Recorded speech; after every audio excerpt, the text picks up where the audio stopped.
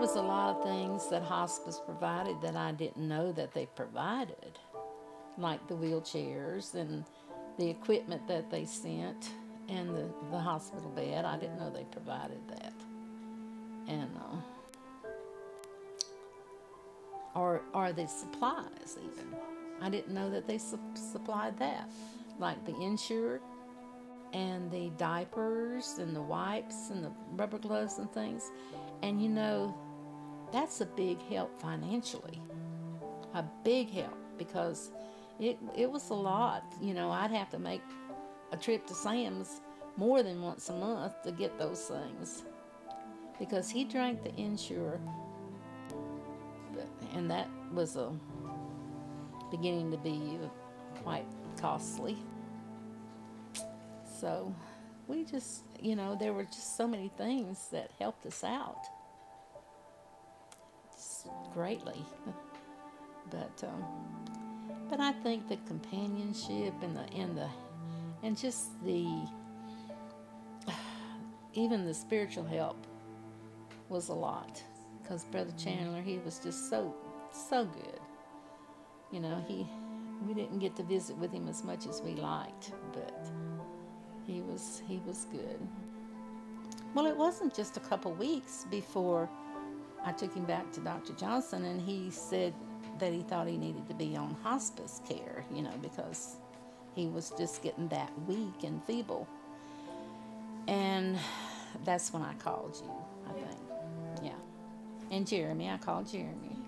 And to see if we could get him on that. Well, when I told Dr. Johnson that I wanted the Hospice Advantage, he asked me why.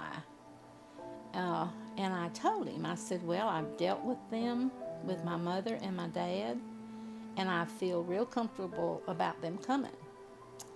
And he said, okay. He didn't try to persuade me any way. He loved talking to people.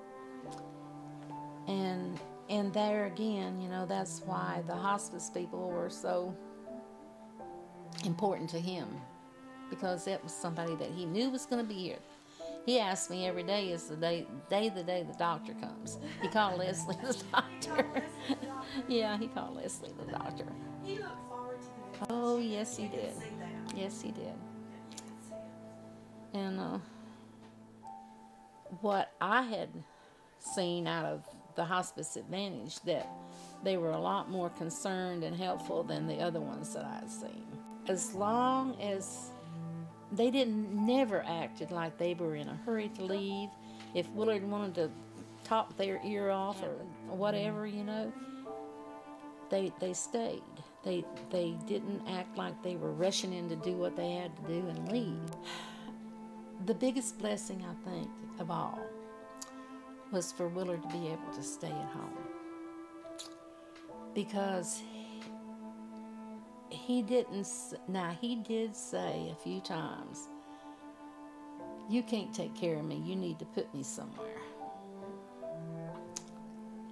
But there at the last, you know, you need to see about putting me somewhere.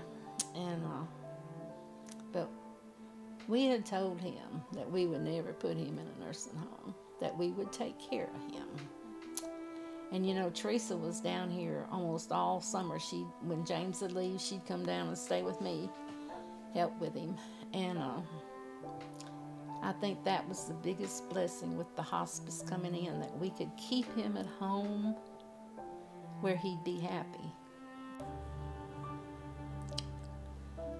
And they don't make you feel like you're taking up too much of their time, or that if you have a question, they try to answer it. You know, it's not, they don't make out like, well, that's not important or anything. They try to make sure that you're satisfied with whatever's going on. And that's helpful.